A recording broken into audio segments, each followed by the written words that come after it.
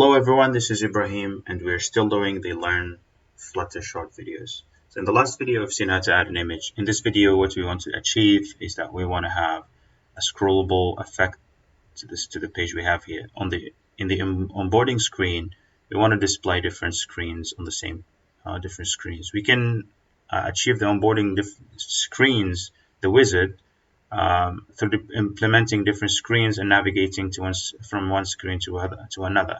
Or in this specific precise situation, what we can do, we can have the same screen and just have part of the screen being scrollable. In this case, the image and the indicate and the caption, we could have these scrollable. So it's very easy to achieve this in Flutter. We have multiple widgets to use, but the common and very effective one is called PageView. There are three types of PageViews we can use: the PageView and the PageView Builder and the PageView Custom. The PageView is used if you have known number of elements you want to display in the PageView, and PageView Builder if you have unknown number of elements you want to display, and the PageView Custom if you want to mess around with the PageView. Alright, so let's jump right in and have the PageView implemented. So we have the PageView. See here, that was a good...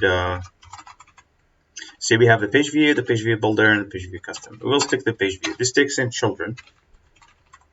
It's a list of widgets, so list of capital W widgets, and just like the column, just like we've seen in the column and the row.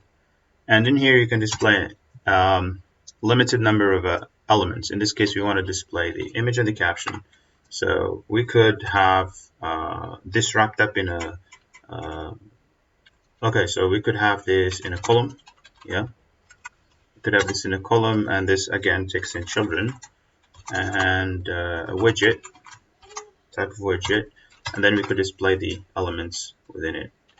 So, and then we could simply wrap this in a container, wrap the column in a container, so that it allows us to design whatever we want to design.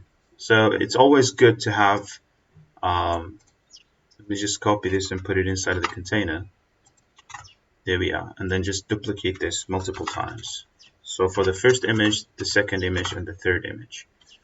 Yep, that's it. Let me reformat this, and then we change the images to the second image, and sorry, this is the third slide, and this is the second slide. So, simply put, we have a column, we have a page view, and inside the page view we have three containers. Each container is a column that displays an image and right below it a caption. Alright, so let me to differentiate this, caption 2 and caption 3. But there's something missing. See? Render box was not laid out, because this basically takes an unlimited number of, it has to do with the size supplied to the page view. And given the column is limited in size, as you can see, has size, this has to be, a size has to be supplied to the page view. And it's very simple to do this. We can just simply wrap this with an expanded widget. So we could go expanded, and this takes in a child, and the child will just copy and paste this child, this page view that we've created. It's right here. Where's the page view ending? This is the page view. So we just copy and paste this inside of the expanded. The IntelliSense is supposed to recommend an expanded widget for me, but whatever. Anyway, so that's it. And let me just reformat this real quickly. And there we are. So now let's run this again, and there we have it. So this is the first image, this is the second image, and this is the third image. And that's about it.